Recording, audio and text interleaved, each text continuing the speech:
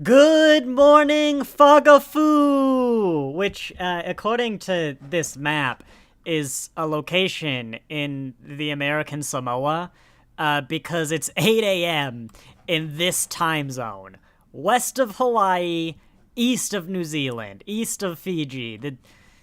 I didn't have many options today, so good morning, Fogatu. It's just about the worst time zone I possibly could have landed in.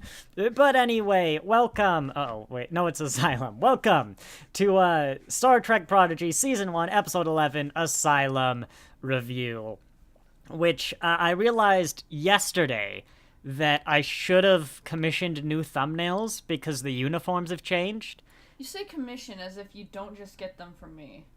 It's still a commission. I don't pay you for them, but I do commission them. But oh well, I didn't. So we've got these Janeway thumbnails. I also need to update my logo. I think the Prodigy logos, the background in it has like the characters in the actual show. But enough about thumbnails. Today, let's talk about the episode. Probably won't be the longest stream because I don't think I have too much to say about it. It was 24 minutes long, looking at the timer.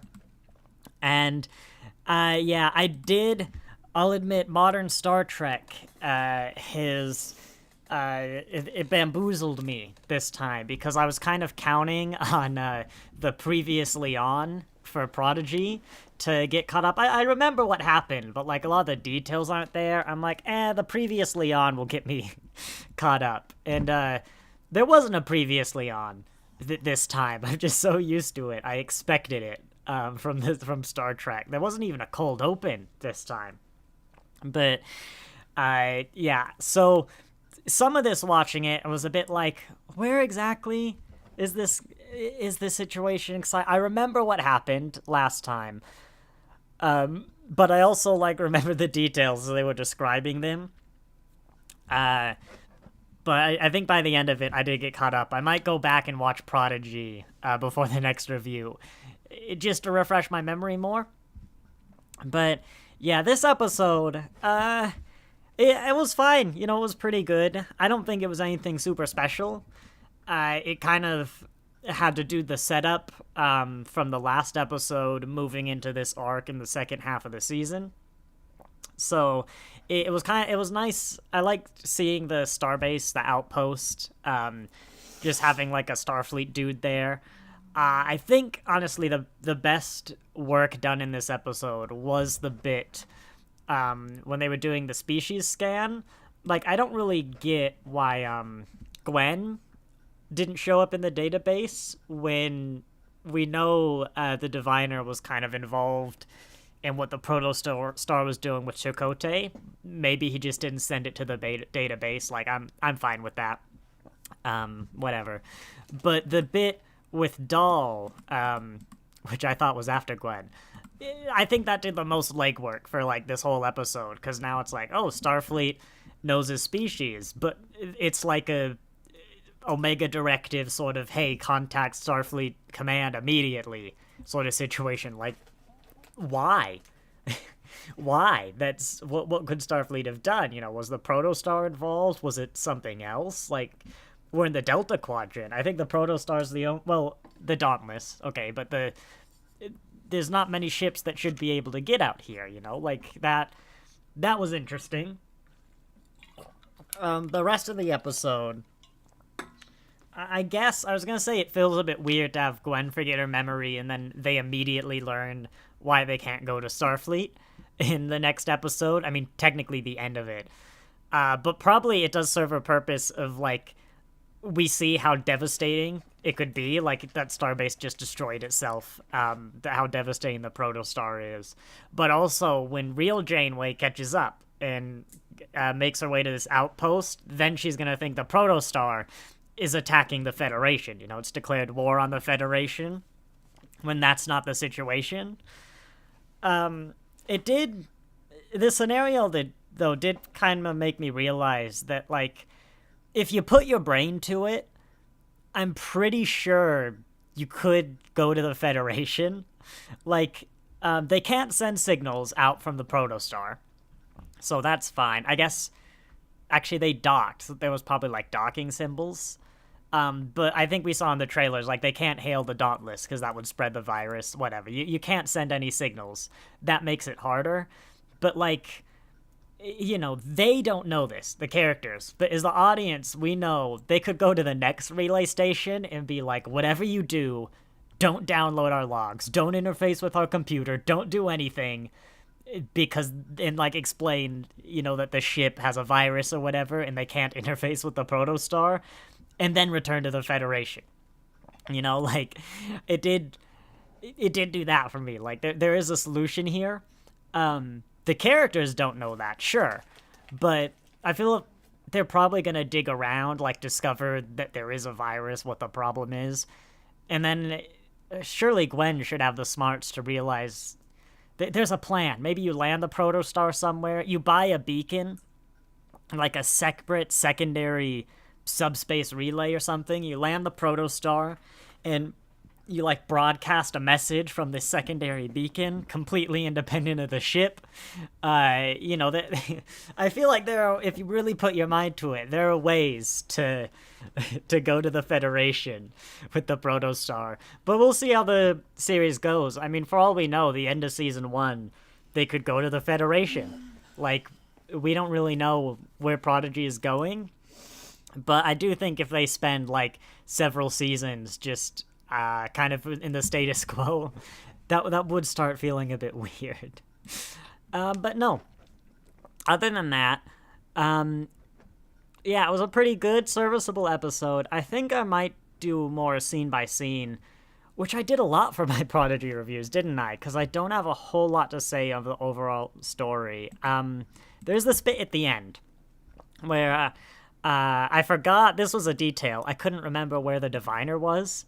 Like, if they had him in the Protostar brig, or if he was on Tals Lamore. I couldn't remember that. There was gravity on Tals Lamore, last I remembered, but that's an interesting development, that, they'll get the Diviner.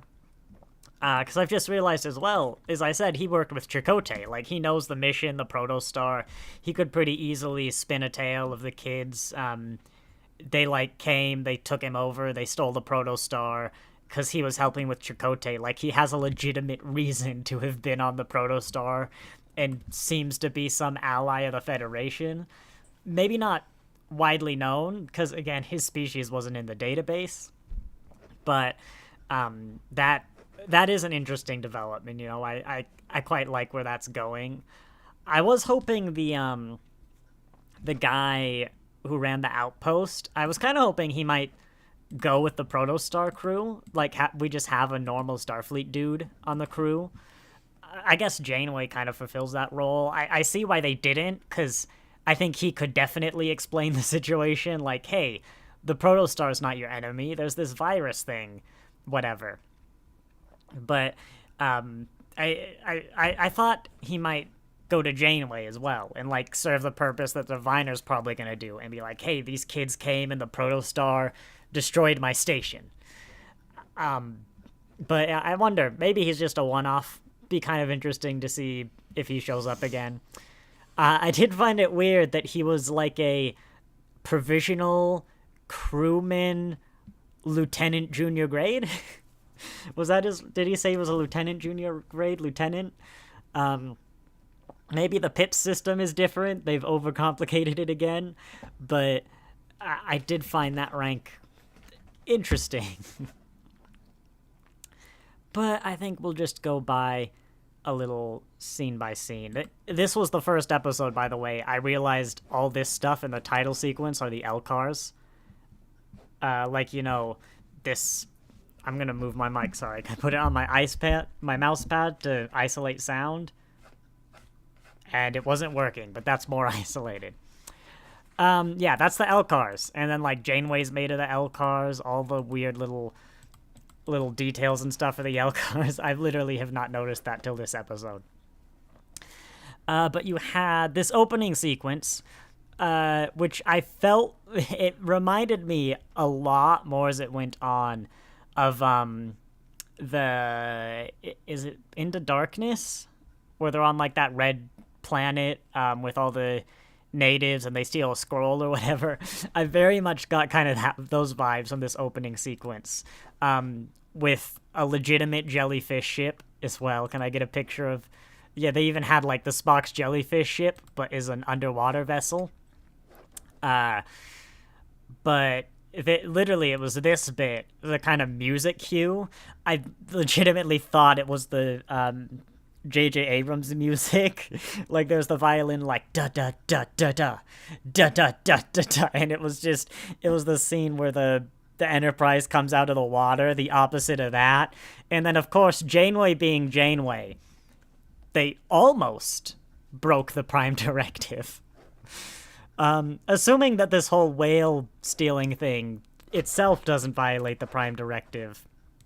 No, I'm gonna play this scene because they almost. Actually, I'm gonna get to the scene. Here we go. This, according to Janeway, is almost breaking the Prime Directive.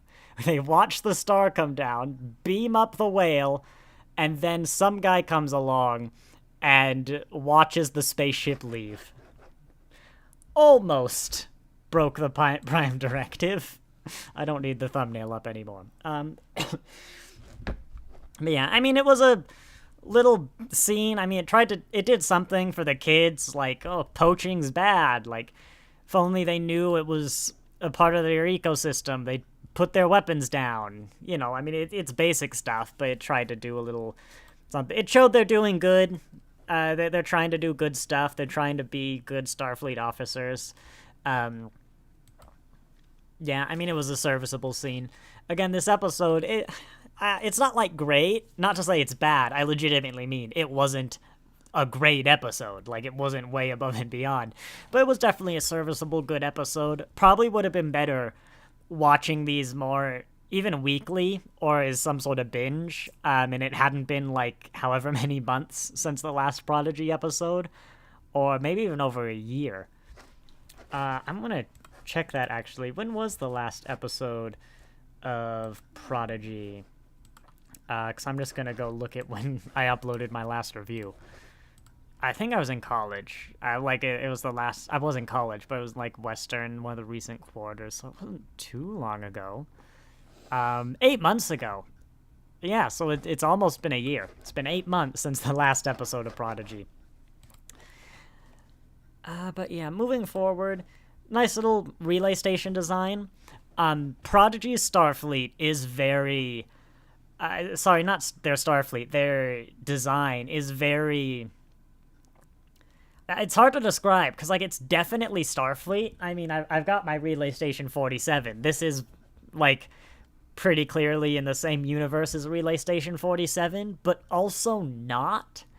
It's got a lot of what I want to call really generic, or potentially Star Wars-esque design elements, but not. Like, this is not a generic...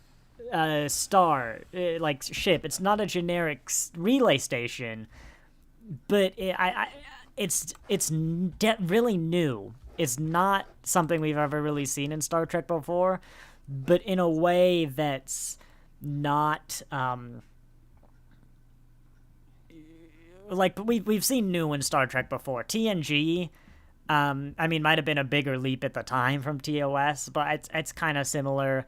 Enterprise from the, like, 24th century stuff, even Discovery's exteriors, or, God, what's the one I want to mention? I can't think of them. Like, there we go, 32nd century Discoveries, like, very Starfleet. I don't know, Alex, you want to weigh in on this? So the way Prodigy does Starfleet design, like, I think it's very clearly a Starfleet station. Yeah, it looks like a satellite. It's not, like, it's different, but in kind of a weird way, where I almost want to say it's got a lot of generic-y elements, but it's not generic at all. It's definitely... I know what you mean. Yeah. I have the same, like, I don't know how else to put it. Like, I like it. It doesn't really fit in It looks like, well, because Starfleet's supposed to look futuristic, it looks like something we would make now for now.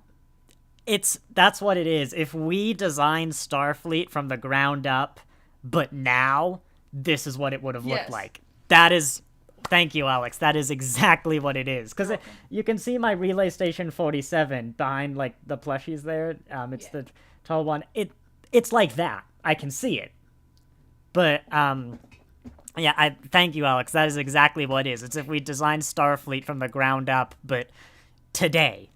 Like, without... Like, Starfleet was new. We've just invented Star Trek, and Starfleet design was created today. I like it, but it's like...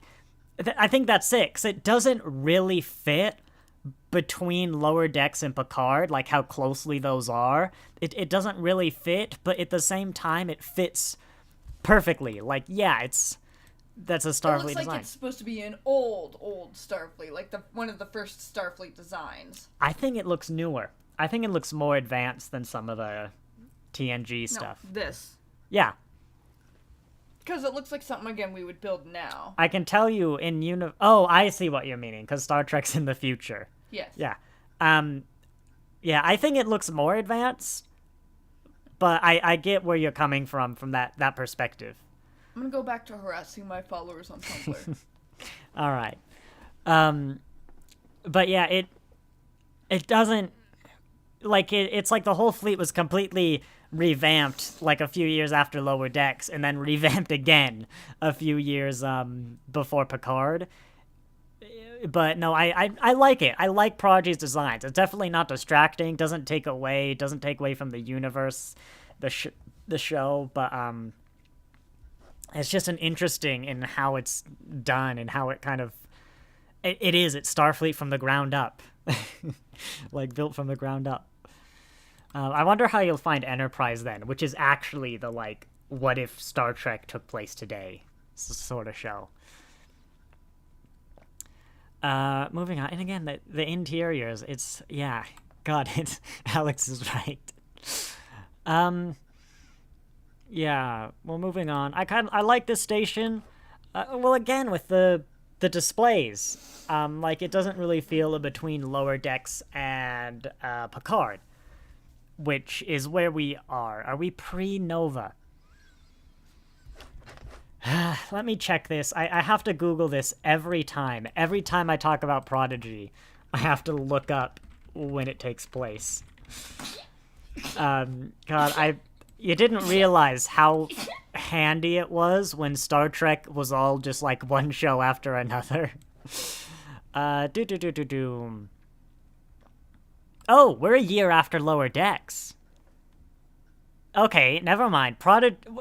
There's like timey-wimey stuff going in Prodigy, which doesn't help. But, no, we're a year. It's 2383, according to the Wikipedia timeline that's really good. So we're pre-Nova, but we're a year after the episode of Lower Decks we just watched. 3 seasons, yes. So, yeah, it's weird. Like, this isn't Texas Class, which is the new ship. But I think it works well. I like it, especially in the animation style they're doing. I did spend a lot of the episode trying to remember the name for Talaxian, so I'm glad he said it at some point. I don't forget Star Trek names. It's just... I remembered Kayshawn, and of course I still know Scott Bakula. Was that how we learned to pronounce it?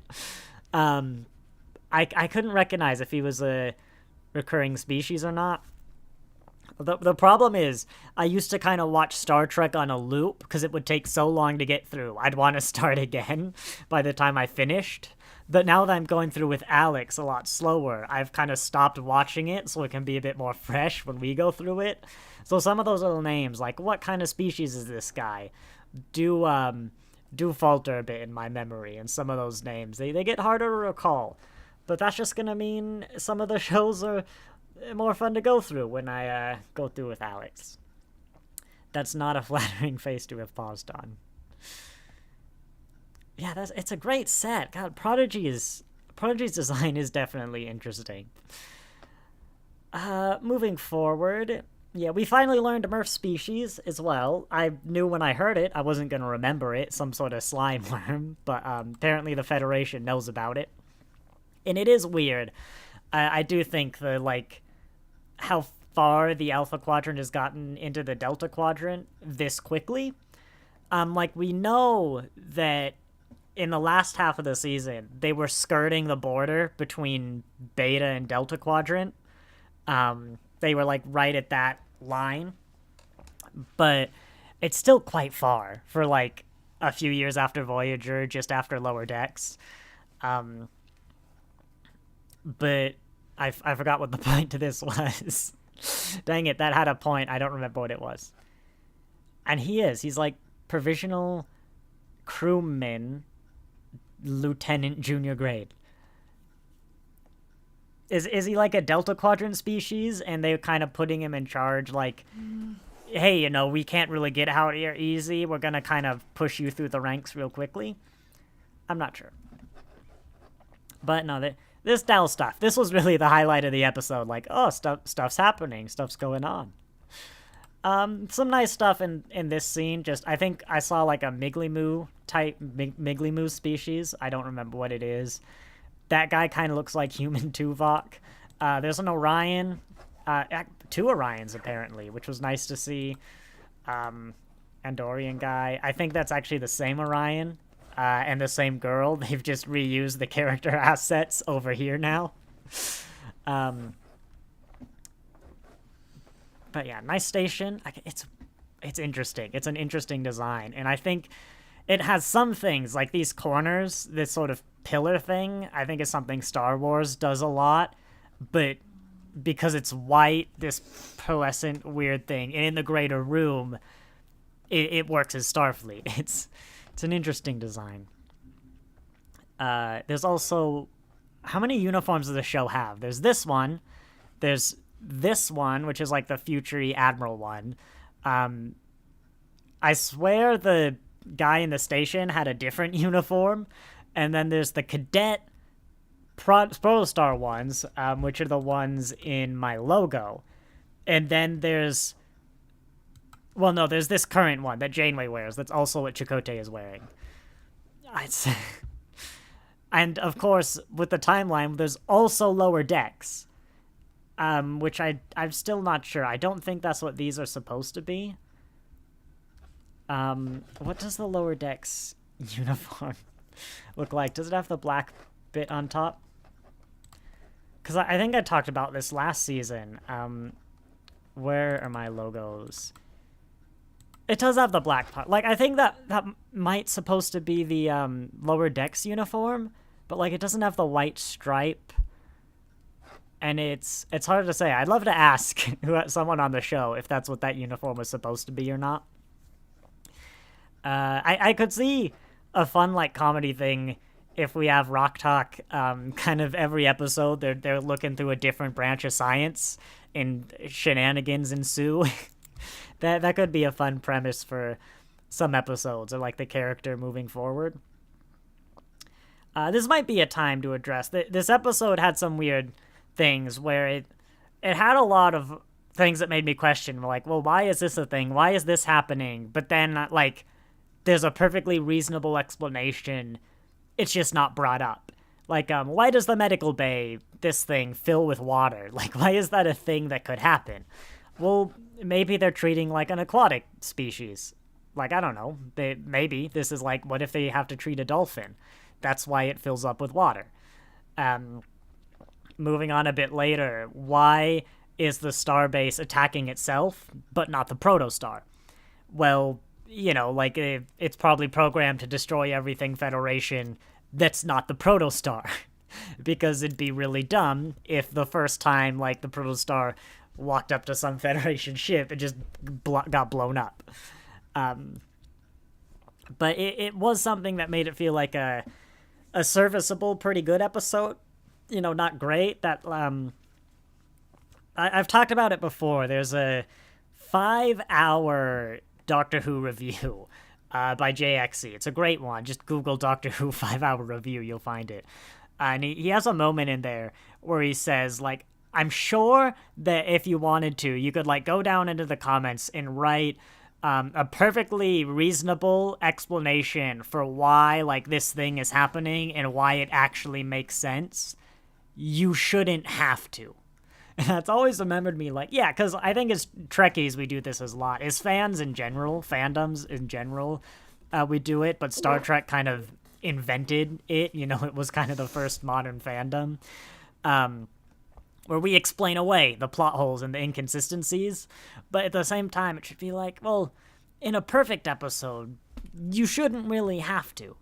And I'm not saying there were a lot of bad things. There weren't a lot of plot holes. It was just a lot of those oddities that were like, well, why is this happening? Oh, well, this could be a reason. It's like, oh, great. But if that's happening a lot in the show, it might be a bit of a problem.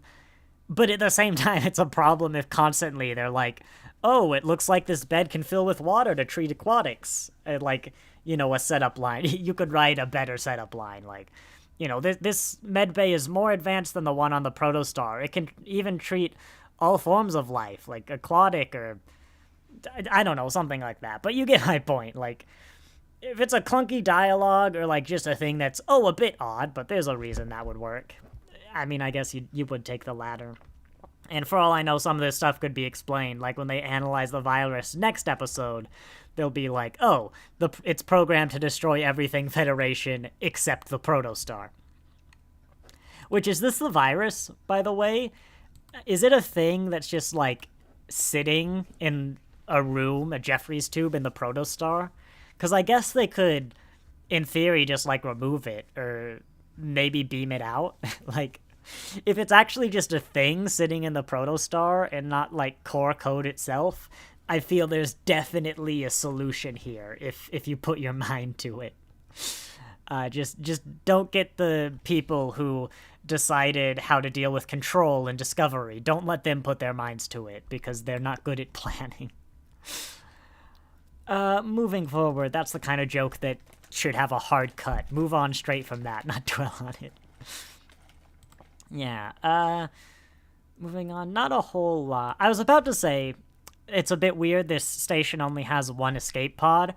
It is still probably a little strange, but this is, as he said, a fully automated, like, station that just has one guy on it. I guess it's probably built for visitors and stuff, but, yeah, I mean, it's not maybe they're just dumb. Maybe they're, like, dumb kids, or, like, actually, that wasn't the only escape pod. That was just, like, the captain's escape pod room, and 2 decks down, there's, like, 40 escape pods. This bit, I want to say, this one felt kind of weird, is the big climax that, like, maybe, I don't know if it's in another show, I'd say it might have been like oh, the kids won't think about it, but I know that's not how they write Prodigy, because they write Prodigy under the assumption that kids are often smarter than adults, and they do think about this. Not even assumption, just their own memories of, as kids, like, thinking about the shows and analyzing the shows they watched.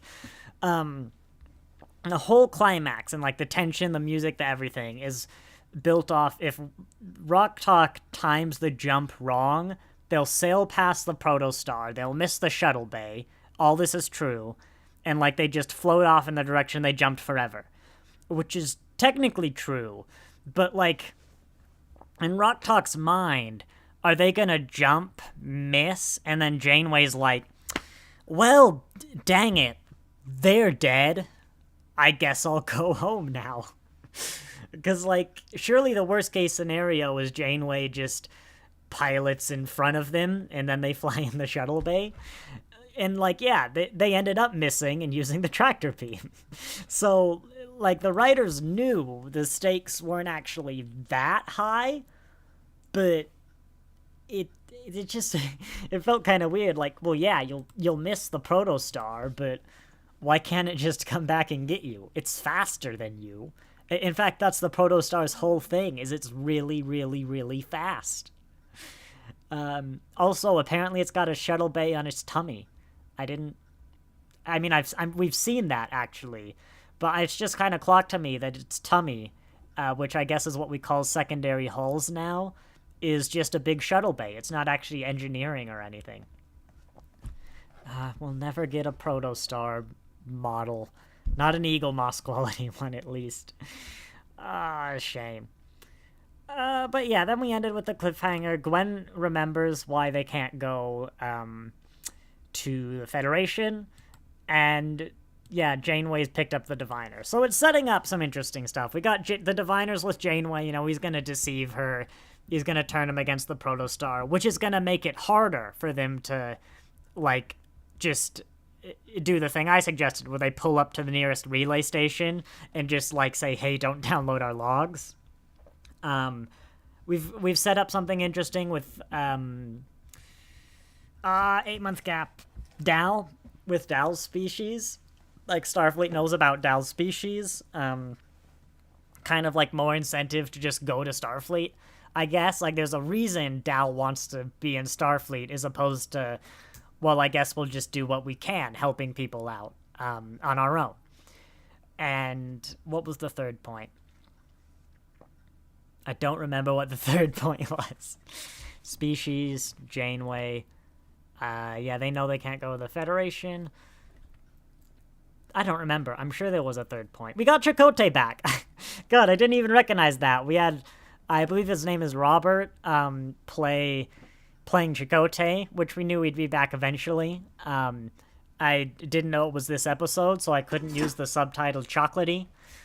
But maybe that one's for the best. But yeah, no, it's a decent setup. You know, is what it is, I think. I mean, Prodigy, I love the first season of Prodigy. They did a lot with it that I really liked. I think it could be better, which is true of literally every show that isn't perfect. You know, there are only 2 shows that I would say couldn't be better. But it's definitely a solid start. It's more of the Prodigy that I enjoyed in season 1. This is still season 1. But yeah, that wasn't a brief review. That was 42 minutes, and we actually streamed it this time. Well done. Checking. Yep, we did actually stream it. So, thanks for watching. I guess I'll just wrap up. I'll see you next time.